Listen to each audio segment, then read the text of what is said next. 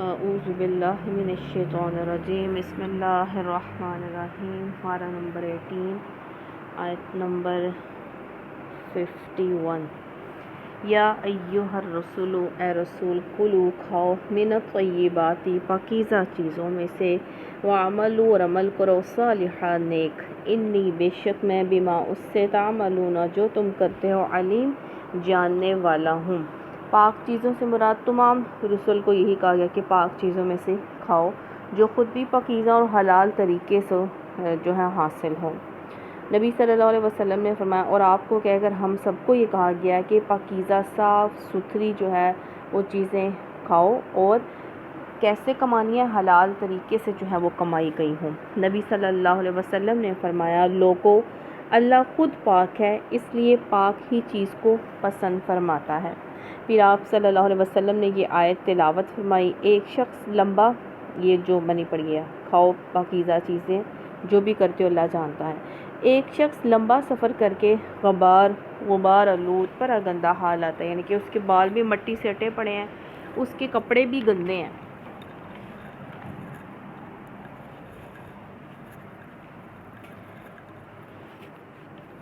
اور آسمان کی طرف ہاتھ اٹھا کر دعائیں مانگتا ہے، یا رب یا رب، مگر حال یہ ہوتا ہے کہ جو روٹی اس نے کھائی وہ بھی حرام کی، جو اس نے کپڑے پہنے وہ بھی حرام کے، اور جسم اس کا حرام کی روٹیوں سے پلا ہو، اب کس طرح ایسے شخص کی دعا جو ہے وہ قبول ہو؟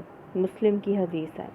تو دعا کی قبولیت کے لیے پاکیزہ رزق، حلال رزق جو ہے، حلال رزق بے حد ضروری ہے دعا کی قبولیت کے لیے۔ تو اللہ تعالیٰ ہمیں حرام کے ایک لقمے سے بھی اللہ تعالیٰ ہمیں محفوظ رکھے، ہمیں حلال رزق ہی نوازے، اور ہم حلال رزق پر ہی جو ہے وہ راضی رہیں۔ وَإِنَّ اور بے شک، ہَٰذِهِ بے شک یہ، اُمَّتَکُم تمہاری امت، اُمَّةً وَاحِدَةً ایک امت، وَأَنَا اور میں، ربکم تمہارا رب، فَاتَّقُونِ بس مجھ سے ڈرو۔ یعنی تم ایک ہی گروہ کے لوگ ہو، کون سی گروہ کے؟ اسلام کے، تو کیا کرو؟ اللہ ہی سے ڈرو۔ فَتَقَطَّعُوا پھر انہوں نے کاٹ ڈالا، امرہم اپنا کام، بینہم آپس میں، زبرا ٹکڑے ٹکڑے، کلو ہر گروہ، حزب گروہ، بما اس پر جو، لدیہم ان کے پاس ہے، فرحون خوش ہے۔ یعنی پھر انہوں نے دین کو ٹکڑے ٹکڑے کاٹ لیا، اپنا الگ فرقت بنا لیا، الگ مذاہب بنا لیے، اور جو جس کے پاس مذہب ہے یا کوئی فرقہ ہے وہ اسی میں خوش ہے۔ فَذَرْهُمْ بس چھوڑ دو انہیں، فِي غَمْرَتِهِمْ ڈوبے رہیں، حتی حین ایک مقرر مدت تک، یعنی کہ جو کر رہے ہیں ایک وقت آنے والا ہے جب یہ چونک پڑیں گے اور انہیں پتہ چلے گا کہ بلانے والا جس چیز کی طرف بلا رہا تھا نا وہ کیا تھی، اور یہ جس چیز میں مگن تھے وہ کیسی تھی۔ اَيَحْسَبُونَ کیا وہ گمان کرتے ہیں، انما کہ جو کچھ نمدہم کہ ہم مدد کر رہے ہیں، بھی ان کی میں مال و بنین اس کے ساتھ مال اور اولاد کی، کہ اب یہ بتا رہا ہے کہ اللہ سبحانہ تعالیٰ مال اور اولاد جو ہے وہ انہیں دیے جا رہا ہے، تو یہ سمجھ رہے ہیں کہ اللہ تعالیٰ انہیں کی جو ہے وہ مدد کرتا چلا جا رہا ہے، اور یہ گمراہ بھی ہیں اور شرک بھی کر رہے ہیں۔ نُسَارِعُ ہم جلدی کریں، لہم ان کے لیے، فی الخیرات بھلائی میں، بل لا یشعرون بلکہ وہ شعور نہیں رکھتے ہیں۔ تو اب یہ بتایا جا رہا ہے کہ گویا انہیں بھلائیاں دینے میں ہم سرگرم ہیں، یہ لوگ کامیابی اور بھلائی خوشحالی کا ایک محدود مادی تصور رکھتے تھے۔ ان کے نزدیک اچھا کھانا، اچھا پینا، اچھا لباس، اچھا گھر یا گھر پالیا جو مال اور اولاد سے نواز دیا گیا، اور جس کے معاشرے میں کوئی نام ہے اور اثر و رسوخ ہے، حاصل ہے اسے، تو انہوں نے بس کامیابی اسے سمجھا، یہ کامیاب انسان ہے، اور جو اس سے محروم رہ گیا، یعنی کہ دنیاوی چیزوں سے جو محروم رہ گیا وہ ناکام اور نامراد ہے۔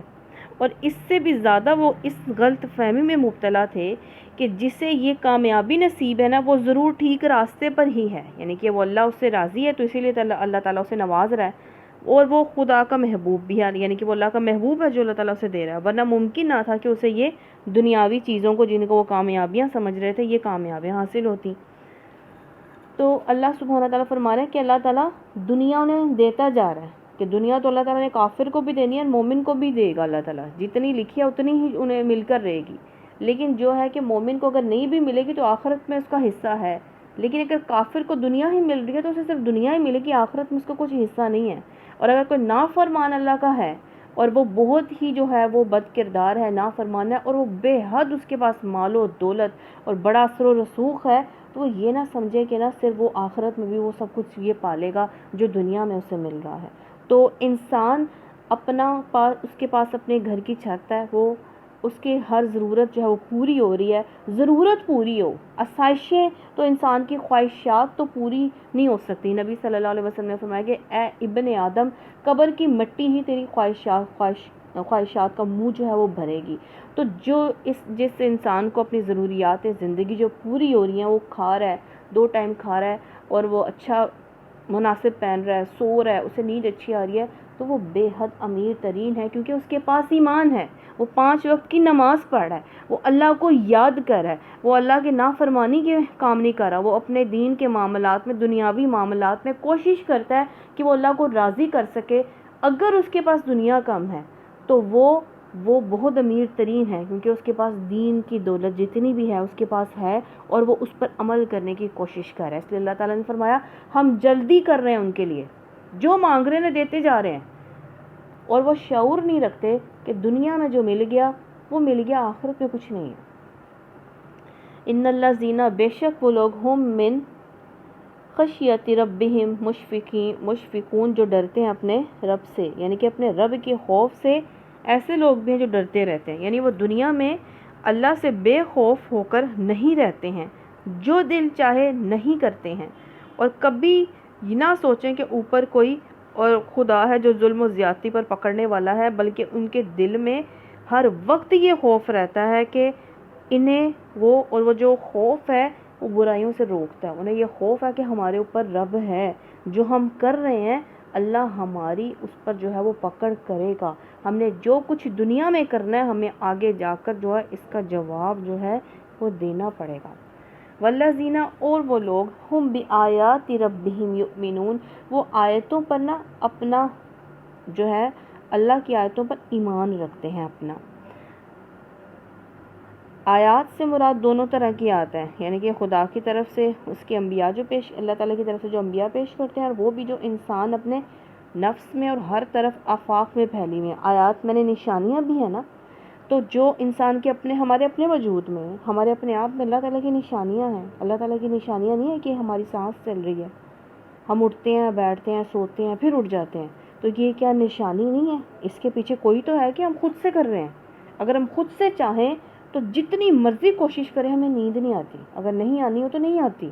تو یہ تو اللہ تعالیٰ کی رحمت ہے جس کو انسان کو یہ چیزیں مل رہی ہیں، وہ سوتا بھی ہے اچھا، پھر اٹھتا بھی ہے، چلتا پھرتا ہے، تو کیا یہ نشانیاں نہیں ہیں؟ پھر کائنات میں اللہ تعالیٰ کی نشانیاں پھیلی ہوئی ہیں، سورج، چاند، ستارے، روشنی، یہ درخت، یہ زمین، یہ گول ہے، آسمان پہ لٹکی ہوئی ہے، گھوم رہی ہے، کیا یہ نشانیاں کم ہیں؟ وہ اللہ تعالیٰ کی آیات پر، نشانیوں پر ایمان لاتے ہیں اور ان کی تصدیق کرتے ہیں کہ اللہ جو بیان کرتا ہے، جو اللہ کی طرف سے آتا ہے، چاہے وہ آیات کی صورت میں ہو، کتاب کی صورت میں لکھا ہوا ہو، چاہے وہ اللہ کا پیغام سننے کی صورت میں ہو، سب حق ہے، وہ سچ ہے، چاہے وہ ہماری خود کی وجود کی نفس کی نشانیاں ہوں یا ہمارے کائنات میں پھیلی ہر طرف ہمیں نشانیاں نظر آئیں، وہ ایمان لاتے ہیں اور کہتے ہیں یہ اللہ کی طرف سے ہے، اللہ سچ ہے، حق ہے۔ والذین ہم بربہم لا یشرکون، اور جو لوگ اپنے رب کے ساتھ شریک نہیں کرتے ہیں۔ یہ کون سے لوگ ہیں؟ اللہ کی آیات پر ایمان لاتے ہیں، شریک نہیں ٹھہراتے۔ بسا اوقات کیا ہوتا ہے، انسان آیات کو مان لیتا ہے، نشانیوں کو مان جاتا ہے، لیکن وہ کسی نہ کسی طرح شرک میں مبتلا رہتا ہے، جیسے ریا، دکھاوا آ جاتا ہے، اور وہ عبادت بھی کرتا ہے تو دکھا کے کرتا ہے، صدقہ دے تب بھی دکھا کر دیتا ہے، اور 2 طرح سے صدقہ دے سکتے ہیں، دکھا کر بھی اور جو ہے وہ چھپا کر بھی۔ تو دکھانے میں نیت کاؤنٹ ہوتی ہے نا، نیت جو ہے وہ صحیح رکھنی چاہیے، اسی لیے جب بھی کوئی کام نیک کام کریں تو اللہ تعالیٰ سے دعا مانگنی چاہیے کہ ہماری نیتوں کو اللہ خالص اپنے لیے کر لے، اللہ کی رضا کے لیے ہم جو کریں نیک کام، اللہ کو پانے کے لیے، اللہ کو راضی کرنے کے لیے، اللہ کو خوش کرنے کے لیے کریں۔ پھر شرک کیا ہوتا ہے؟ غیر اللہ سے، اللہ کو چھوڑ کر کسی اور سے دعائیں مانگنے لگ جانا، کسی اور سے مدد مانگنا غیر اللہ سے، اور پھر غیر الہی کے قوانین کی جو ہے وہ پیروی کرنے لگ جانا، جو اللہ نے نہیں کہا وہ کسی دوسرے نے کہا تو وہ کرنے لگ جانا. ہمیں کیا کہا ہے؟ جو اللہ نے حکم دیا ہے ہمیں وہ کرنا ہے. جو رسول اللہ صلی اللہ علیہ وسلم نے ہمیں کہنے کو کہا ہے یا ہمیں کر کے دکھایا، یعنی کہ ہم نے پڑھا ہے کہ آپ نے کیسی کیسی زندگی گزاری، ہم نے وہ کرنا ہے. ہم نے اس کے علاوہ، قرآن اور سنت کے علاوہ ہم نے کوئی تیسرا راستہ اختیار نہیں کر سکتے. یہ جائز نہیں ہے ہمیں کہ اللہ اور اس کے رسول کو چھوڑ کر کوئی اور تیسرا طریقہ استعمال کر لیں. اور پھر وہ اللہ کے لیے اپنی بندگی، اطاعت اور عبودیت کو بالکل خالص کر لیتے ہیں. کون؟ جو شرک نہیں کرتے ہیں. اور ان کے زندگی میں نا کسی کی اور بندگی کا شائبہ تک، شک و شبہ تک نہیں ہوتا. وہ صرف اللہ ہی کو پکارتے ہیں. اگر جو انہیں مدد چاہیے وہ 2 رکعت نفل پڑھتے ہیں، اپنی حاجتیں اللہ سے بیان کرتے ہیں. جو مشکل اور جو مدد چاہیے، جو کچھ بھی انہیں ہے نا، نبی صلی اللہ علیہ وسلم کا جوتے کا تسمہ بھی اگر ٹوٹے نا، اگر وہ نہیں ہے نا تمہارے پاس، تو وہ اللہ سے مانگو. سبب اللہ نے بنانے ہیں. وہ آپ کا کام کس طرح کرے گا آپ کو پتہ نہیں چلے گا، کیونکہ وہ آپ نے اللہ سے مانگا تھا. تو ہر کام کے لیے، یعنی کہ ہر اپنی حاجت کے لیے اللہ سبحانہ تعالیٰ کو پکارنا چاہیے. وہ ضرور سنتا ہے. اگر وہ فوری نہیں سن رہا نا تو اس میں ہماری بھلائی ہے. اللہ تعالیٰ اپنے ہاں ہمارے لیے خوشحالیاں اور ہماری جو ہے خوشیاں اکٹھا کر رہا ہے. ہمیں وقت آنے پر نواز دے گا. اور جب ہمیں نہیں دے رہا نا، اس کے درمیان ہمارا ٹیسٹ ہو رہا ہے کہ ہم کسی اور در پر جاتے ہیں اللہ کے سوا، کسی اور سے مدد مانگتے ہیں، کسی اور کو پکارتے ہیں، یا ہم کسی اور سے جو اپنی حاجتیں پوری کرنے جا رہے ہیں. یہ ہمارا ٹیسٹ کا لیول ہوتا ہے. اللہ تعالیٰ لیتا ہے ہمارا ٹیسٹ کا یہ مرحلہ ہوتا ہے کہ ہم جب ہمیں نوازا نہیں جا رہا ہوتا ہے. والذین، اور وہ لوگ یؤتون دیتے ہیں، ماں جو عطا وقلوبہم وہ دیتے ہیں ان کے دل، وجلتن اور وہ ڈرتے ہیں، انہم کہ وہ طرف الی ربہم اپنے رب کی طرف راجعون لوٹنے والے ہیں. وہ راہ خدا میں، یعنی کہ اللہ سبحانہ تعالیٰ کی راہ میں مال دیتے ہیں، لیکن اس کا مطلب صرف مال نہیں ہے. اللہ کے حضور اطاعت اور بندگی بھی وہ پیش کرنے پر حاوی ہیں. یعنی کہ وہ اللہ کے حضور اطاعت اور بندگی بھی کرتے ہیں. وہ جو بھی نیکیاں کرتے ہیں، کچھ بھی خدمات انجام دیتے ہیں دین کی، وہ دین کے لیے کچھ بھی قربانیاں کرتے ہیں، ان پر وہ پھولتے نہیں ہیں، غرور نہیں کرتے، بلکہ ان کے اندر تقویٰ پیدا ہوتا ہے. وہ اللہ سبحانہ تعالیٰ سے ڈرتے رہتے ہیں کہ اللہ تعالیٰ نے یہ ہمارا عمل قبول کیا یا نہیں کیا ہے، یہ ہمارا عمل قبول ہوگا یا نہیں ہوگا. اپنے آپ کو خوف اور امید کے درمیان میں رکھتے ہیں. حضرت عائشہ رضی اللہ تعالیٰ عنہ نے نبی صلی اللہ علیہ وسلم سے دریافت کیا کہ یا رسول اللہ صلی اللہ علیہ وسلم، اس کا کیا مطلب ہے؟ یہ ہے کہ ایک شخص چوری، زنا، شراب نوشی کرتے ہوئے اللہ سے ڈرے. نبی صلی اللہ علیہ وسلم نے فرمایا، اے صدیق رضی اللہ تعالیٰ عنہ کی بیٹی، اس سے مراد وہ شخص ہے جو نماز پڑھتا ہے، روزے رکھتا ہے، زکوٰۃ دیتا ہے اور پھر بھی اللہ سے ڈرتا ہے. حسن بصری رحمۃ اللہ علیہ نے خوب کہا کہ یہ مومن جو ہے نا، کہ مومن اطاعت کرتا ہے پھر بھی ڈرتا رہتا ہے، لیکن منافق نافرمانی کرتا ہے اور پھر بھی بے خوف رہتا ہے. تو ہم کس میں ہیں؟ کیا ہم میں کیا ہے؟ کیا اللہ کی نافرمانی کرتے ہوئے ہمیں کبھی خوف آیا ہے کہ نہیں آیا؟ کہ ہمیں پتہ ہوتا ہے کہ اللہ نے ہمیں منع کیا اور ہم کرتے رہتے ہیں، ہمارے دل میں کبھی خوف آیا یا نہیں آیا ہے؟ اولئک یسارعون، یہی لوگ جلدی کرتے ہیں، فی الخیرات بھلائیوں میں، وہم اور وہ لہا ان کی طرف سابقون سبقت لے جانے والے ہیں. کیا کرتے ہیں؟ وہ لوگ بھلائیوں میں، نیکیاں کرنے میں جلدی کرتے ہیں اور ایک دوسرے سے آگے بڑھنے کی کوشش کرتے ہیں. ولا اور نہ، نکلف نفسا ہم تکلیف نہیں دیتے کسی کو، الا مگر وسعہا اس کی وسعت طاقت کے مطابق. ولدینا ہمارے پاس کتاب کتاب ہے، ینطق وہ بتلاتی ہے، بالحق ٹھیک ٹھیک، وہم لا یظلمون اور نہ وہ ظلم کیے جائیں گے. یعنی جو نیکیوں میں سبقت کرتے ہیں نا، تو وہ کوئی انوکھے انسان نہیں ہے. اور یہ بھی فرمایا کہ کسی کو تکلیف نہیں دیتے اللہ سبحانہ تعالیٰ اس کی طاقت سے زیادہ. اب یہ معنی رکھتا ہے کہ وہ جو لوگ نیکیاں کرتے ہیں نا، وہ سیرت، اخلاق اور کردار میں کوئی انسانیت سے زیادہ ان میں کوئی چیز نہیں ہے، یعنی کہ وہ انسان ہی ہے، وہ مخلوق ہی ہے، تم ہی جیسے انسان ہیں۔ اللہ تعالیٰ فرما رہے ہیں تم ہی جیسے وہ لوگ ہیں، اس روش پر وہ چل کر دکھا رہے ہیں۔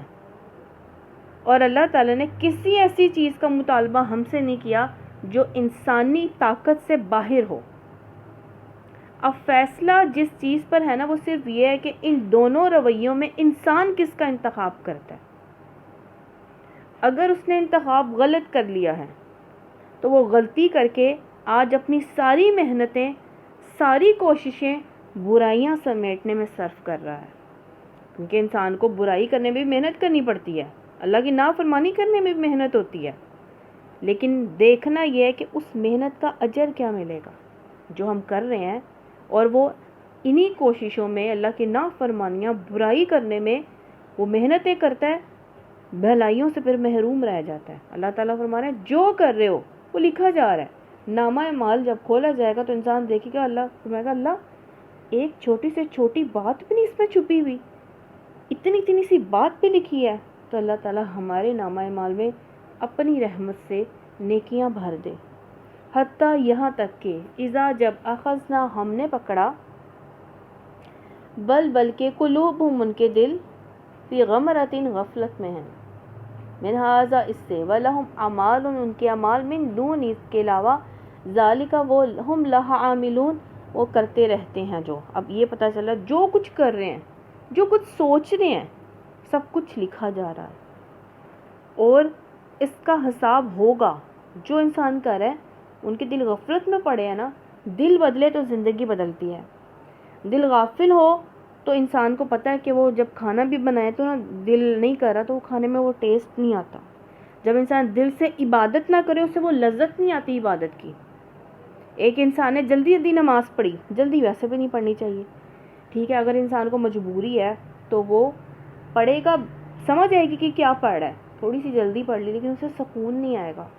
جس عبادت میں، جس کام میں دل ہو اس کا انجام کچھ اور ہی ہوتا ہے۔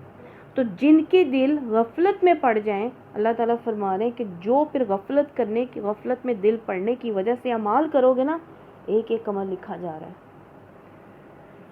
اگر ہم بیٹھے ہو نا، ہم اپنے دھیان اور بیٹھے ہوتے ہیں، ہمیں اگر کوئی فوکس کرنے لگ جائے نا کہ ہمیں دیکھ رہا ہے، تو اب یہ شادی بیاہ میں جو ویسے تو مووی کیمرہ منع ہے نا، ہمیں پتہ چلے تصویر اتری ہے، ہم کیسے ایکٹیو ہو کے بیٹھ جاتے ہیں۔ وہ ہر وقت ہماری اللہ تعالیٰ نا وہ یہ موویاں بن رہی ہیں، ہر ایک چیز ہماری ریکارڈ ہو رہی ہے، ہر چیز ہماری لکھی جا رہی ہے۔ ہمارے جو ساتھ ہیں وہ بہت ایکٹیو ہیں، وہ ہماری ایک منہ سے بات نہیں نکلتی وہ فوراً سے لکھ لیتے ہیں۔ تو اللہ تعالیٰ فرما رہے ہیں ہر چیز لکھی جا رہی ہے، حتیٰ یہاں تک کہ اذا جب اخذنا ہم نے پکڑا، مترفیہم ان کے خوشحال لوگوں کو، بالعذاب عذاب میں، اذا ہم اس وقت وہ یجعرون فریاد کرنے لگے۔ جب پہلے اللہ تعالیٰ وارننگ دے رہا تھا، خبردار کر رہا تھا، تب تو خوشحالیوں میں بڑے مست تھے، سب کچھ مل رہا تھا، اللہ تب یاد نہیں آ رہا تھا۔ جیسے ہی اللہ نے عذاب میں پکڑا، جیسے ہی کوئی مشکل آئی، وہی مصیبت آئی، آزمائش آئی، چیخو پکار ڈال دی، فریاد کرنے لگ گئے۔ لا تجأروا الیوم، تم فریاد نہ کرو آج، انکم بے شک تم، منا لا تنصرون، مدد نہ دیے جاؤ گے۔ اللہ تعالیٰ قیامت والے دن فرمائیں گے آج مدد نہ دیے جاؤ گے، دنیا میں تمہیں خبردار کیا جاتا رہا تھا اور ہر وقت ہر طرف سے کیا جاتا رہا، لیکن تم خوشحالیوں میں اتنا مست تھے، دنیا میں اتنا مست تھے، اپنی زندگی کو غنیمت نہیں جانا، مستیوں میں پڑے رہے، تو آج چیخو پکار مت کرو، آج نہیں سنے جائے گی کوئی بھی پکار۔ قد البتہ کانت تھیں، آیاتی میری آیتیں، تتلا پڑھی جاتی تھیں، علیکم تم پر، وکنتم تو تم تھے، علی اعقابکم تنکسون اپنی ایڑیوں کے بل پھر جاتے تھے۔ یعنی اگر تمہیں آواز آ رہی تھی نا کہیں سے کہ ہماری آیتیں، قرآن کی آیتیں پڑھی جا رہی ہیں، آواز آتی تھی تو ایڑیوں کے بل پلٹ جاتے تھے کہ کہیں ہمیں سننی نہ پڑے، گوارا نہ کرتے تھے کہ کہیں ہمارے کانوں میں آواز نہ پڑ جائے۔ کچھ لوگ اس لیے بھی نہیں سنتے کہ ہم نے سنا تو ہمیں عمل کرنا پڑ جائے گا، تو جو جان بوجھ کر نہیں کرتا نا اس کی زیادہ پکڑ ہے، جو سنتا نہیں ہے جان بوجھ کر۔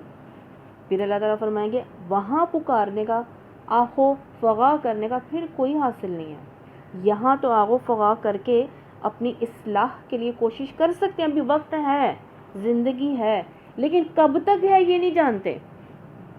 مستکبرین تکبر کرتے ہوئے بھی اس کے ساتھ سامرن افسانہ گوئی کرتے ہیں، تہجرون بیہودہ، یعنی کہ سمر کے معنی ہے رات کے وقت بات چیت کرنا، گپے ہانکنا، قصے کہانیاں کہنا۔ دیہاتی اور قصباتی جو زندگی ہوتی ہے نا، اس میں راتوں کو گپے عموماً چوپالوں میں جو لوگ بیٹھتے ہیں نا ارد گرد ہو کے، وہاں پہ کی جاتی ہیں، اور اہل مکہ کا بھی یہی دستور تھا۔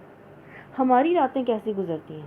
کیا ہم فون پیکج پہ لوگوں کی چغلیاں، برائیاں، غیبتیں کرتے رہتے ہیں، یا ہم کوئی اللہ کے لیے بھی وقت نکال لیتے ہیں؟ ہماری کس میں راتیں گزر رہی ہیں؟ ہمارے کیسے دن گزر رہے ہیں؟ ان کے اہل مکہ تو یہی کرتے تھے جو کافر تھے۔ افلم کیا پس یدبروا، انہوں نے غور نہیں کیا، القولا کلام، یا جاءہم ان کے پاس آیا، مالم جو نہیں یاتی آیا، آباءہم الاولین ان کے باپ دادا کے پاس پہلے۔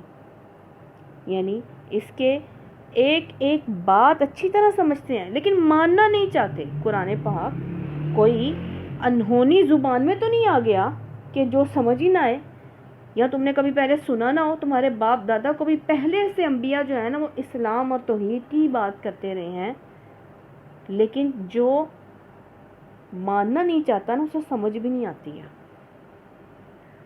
تو قرآن کو سمجھنے سے پہلے ماننا پڑے گا کہ اس میں کوئی شک نہیں ہے، اس میں جو کہا جا رہا ہے وہ حق ہے اور سچ ہے، اللہ کی طرف سے ہی ہے۔ ام لم، یا انہوں نے، یعرفوا نہیں پہچانا، رسولم اپنے رسولوں کو، فہم تو وہ، لہو منکرون اس کے منکر ہیں، انکار کرنے والے ہیں۔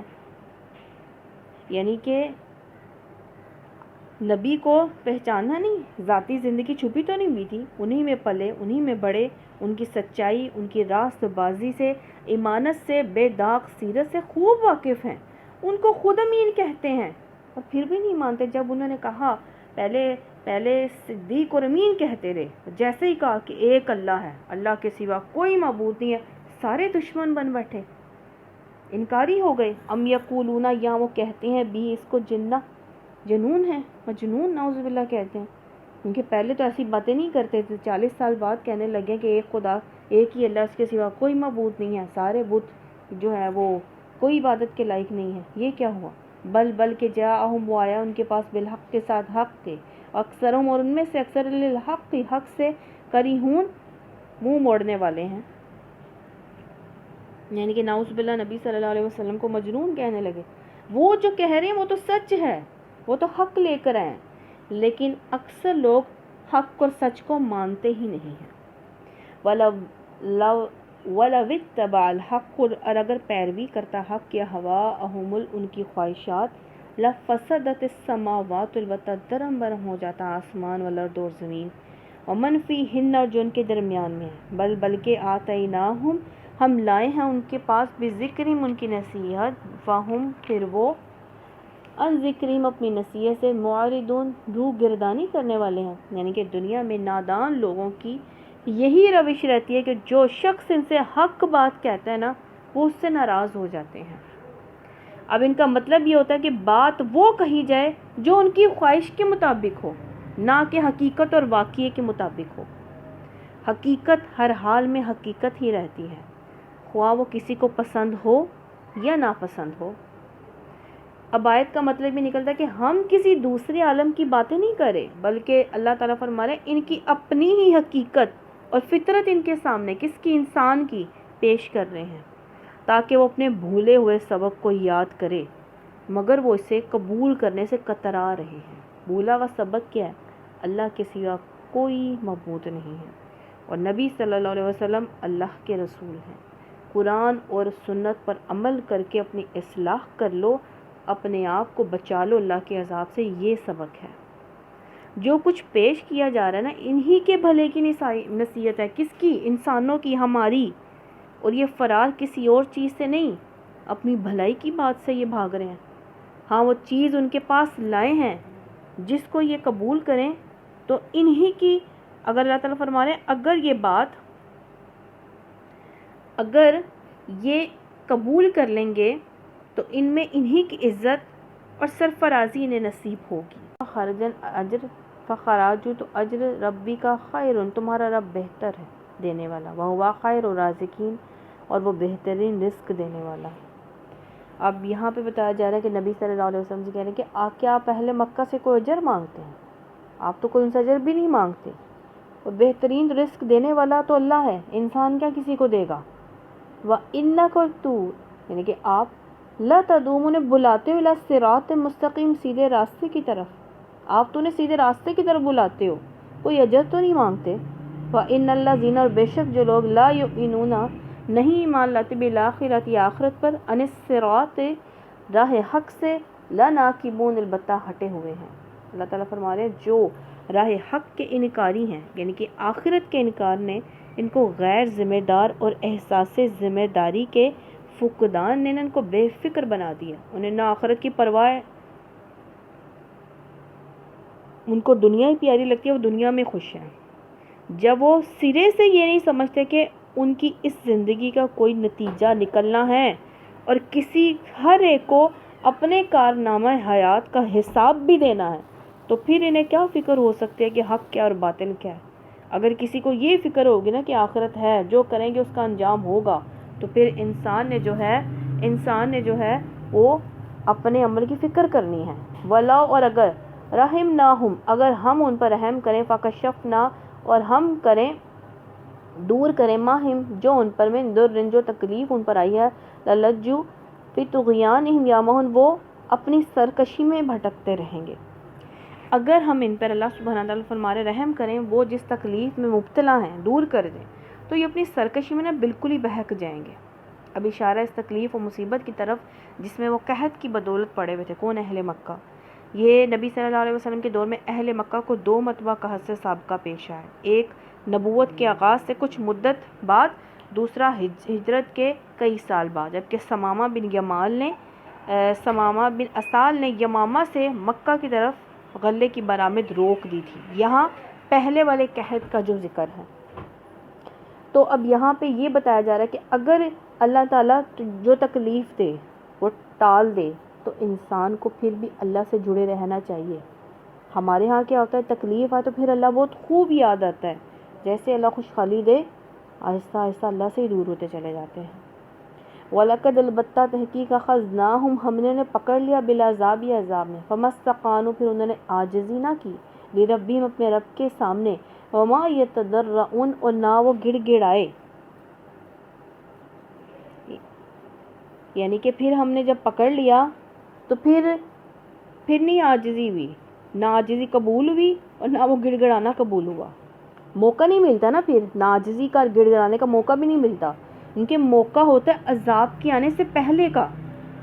حتیٰ یہاں تک کہ اذا جب فتحنا ہم نے کھول دیا علیہم ان پر، بابًا ذا عذاب دروازے عذاب والے، شدید سخت، فاذا ہم فیہ مبلسون تو اس وقت وہ اس میں مایوس ہوئے۔ مایوسی کیا؟ حیرت سے دنگ رہ جاتا ہے انسان، کیونکہ انسان نے سوچا نہیں ہوتا کہ بازی پلٹ سکتی ہے۔ وہ کہتے ہیں جو جیسے دن ہے ویسے ہی رہیں گے، جس حال میں ہیں ویسے ہی رہیں گے، ایک دم بازی پلٹ جاتی ہے انسان، پھر کیا ہوتا ہے؟ حیرت سے دنگ رہ جاتا ہے، نا امید ہونے لگتا ہے، نا امید ہو کر وہ اپنی ہمت توڑ بیٹھتا ہے، اور وہ ہر کام پھر کرتا ہے جو وہ ہر جرم کا ارتکاب کرنے پر وہ تل جاتا ہے کہ وہ پھر برداشت نہیں ہوتا نا کہ انسان برے دن دکھائے، تو انسان ہر جرم کرتا ہے۔ تو اللہ تعالیٰ سے آزمائش میں جب آئے تو اللہ تعالیٰ کو خوب پکارو، اور جب اللہ آزمائش ٹال دے تو پھر کیا ہے، اللہ تعالیٰ کو پھر بھی پکارو۔ پہلے غم میں ہو، مشکل میں ہو، پریشانی میں ہو، تو اللہ تعالیٰ کو درد سے صبر کر کے پکارو، صبر کی توفیق مانگ کر۔ اور اللہ تعالیٰ نے کیا، میں نے کہا تھا کہ اللہ تعالیٰ جب آزمائش کا جو وقت ہوتا ہے نا، اللہ تعالیٰ نے ہمارے لیے خوشحالیاں، ہماری خوشیاں، ہماری چیزیں اپنے پاس رکھی ہوتی ہیں سمیٹ کر۔ اللہ تعالیٰ ہمیں وقت دیتا ہے کہ میں اپنے بندے کو چیک کروں گا کہ یہ آزمائش کے وقت میں کرتا کیا ہے۔ جب انسان آزمائش، مصیبت، مشکل میں پریشان ہو کر مایوس ہونے لگتا ہے نا، اپنی ہمت توڑنے لگتا ہے اور وہ نافرمانی کے کام کرنے لگتا ہے، تو پھر اللہ تعالیٰ جو ہے اس بندے سے ناراض ہونے لگتے ہیں۔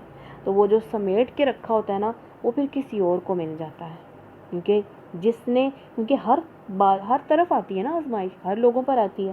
جو جتنا صبر کرتا ہے، شکر کرتا ہے، اللہ تعالیٰ نے تو ویسے ہی کہا کہ جو ایک نعمت پر شکر کرو گے میں تمہیں دوسری نعمت دوں گا، دوسری پہ کرو میں تمہیں تیسری دوں گا۔ تو نبی صلی اللہ علیہ وسلم نے فرمایا مومن کی بھی کیا شان ہے، اس کے ہر کام میں بھلائی ہی اور خیر ہی خیر ہے۔ اگر وہ غم میں ہو صبر کرے تو اسے اجر ملتا ہے، اور اگر وہ شکر کرے خوشحالی میں ہے تو اسے اجر جو ہے وہ ملتا ہے۔ اب غم میں اجر کیا ملتا ہے؟ انسان اللہ تعالیٰ آگے کے لیے آخرت کے لیے سنبھال کے رکھتا ہے، یا کچھ وقت کے لیے اللہ آزمائش دیتا ہے، اس نے اپنے پاس جمع کیے ہوتے ہیں۔ جب وہ وقت آزمائش کا گزر جاتا ہے پھر اللہ تعالیٰ وہ ساری خوشیوں سے واپس لوٹاتا ہے۔ جیسے حضرت ایوب علیہ السلام کی بیماری، اللہ تعالیٰ نے جب بیماری ٹالی تو اللہ تعالیٰ نے ہر چیز اللہ تعالیٰ نے ان کو ڈبل بلکہ دگنی تگنی ان کو جو ہے واپس کر کے دی تھی۔ تو اللہ تعالیٰ ہمیں جو ہے صابر اور شاکروں میں رکھے، ہمیں صبر کرنے والا، ہمیں شکر کرنے والا بنائے، اور اللہ تعالیٰ ہر ایک کو، ہم سب کے پیاروں کو برے وقت سے بچا کر رکھے، ہمیں آنے والی مصیبتوں، تکلیفوں، بلاؤں، دشمنوں، حادثات، بیماریوں سے محفوظ رکھے، اور اللہ تعالیٰ ہمیں جو بھی نعمت نوازے ہمیں بانٹنے کی توفیق دے کہ ہم ان کو بھی دیں جن کے پاس نہیں ہے، جتنا ہو سکے اتنا دیں۔